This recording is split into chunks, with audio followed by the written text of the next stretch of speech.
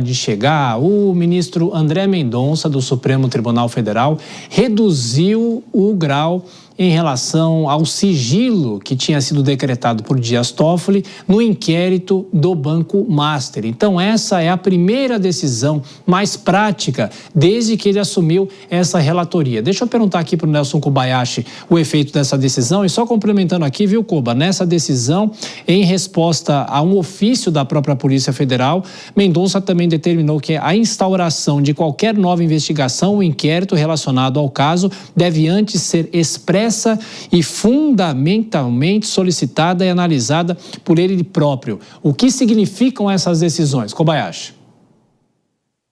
Thiago, primeiro é importante um esclarecimento. Há alguns níveis de sigilo nos processos judiciais, principalmente naqueles que correm na Suprema Corte. E os níveis são 5, de 0 a 4. 0, 1, 2, 3 e 4. O ministro Dias Toffoli, em dezembro, já havia determinado o nível 3, que é quase o sigilo máximo.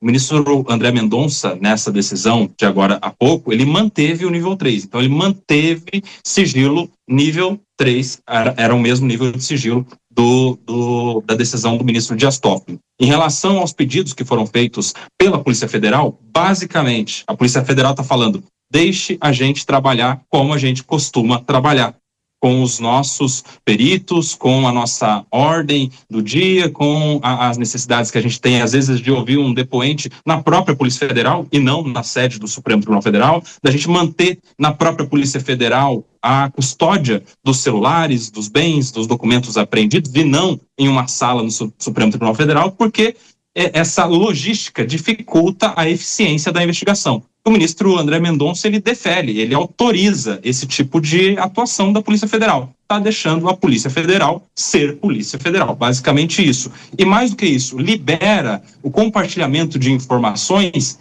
especificamente entre aqueles que são os responsáveis por isso. Estou falando entre o delegado e a corregedoria, nos assuntos que são afetos à corregedoria, entre os delegados e os peritos, nos assuntos que são afetos aos peritos, entre os delegados responsáveis e o setor de inteligência, nos assuntos que são afetos ao setor de inteligência, tudo com uma advertência para que sejam cumpridos os protocolos de sigilo e de cuidado para que não haja mais vazamentos de informações sensíveis. É uma decisão simbólica, praticamente chovendo no molhado no que diz a lei, mas que, diante de tudo que a gente tinha visto nas decisões do ministro Dias Toffoli, trazendo tudo para si, escolhendo até o nome do perito que poderia ter acesso aos celulares, por exemplo, é uma decisão que renova, oxigena e dá esperança para uma investigação mais efetiva por parte da Polícia Federal. Oxigena, segundo Nelson Kobayashi, Dora Kramer. Pois é, lembra na matéria anterior, quando se falava de carta branca, da concessão de carta branca do ministro, aí eu falava das entrelinhas que a gente poderia ler exatamente isso, que é uma diferença, uma marcação de diferença entre a atuação do ministro anterior, não atrapalhar a Polícia Federal, que já é um ganho. Eu não diria que isso é um grande ganho, mas é um ganho. Então, está ali nas atitudes, a gente tinha comentado, quando o André Mendonça foi escolhido, Thiago, eu lembro que a gente comentou que a primeira questão seria ver quais as diferenças que seriam marcadas entre das atitudes dos relatores, entre o antecessor e o novo relator. Se houvesse diferença, estaria implícito, estaria explícito, né?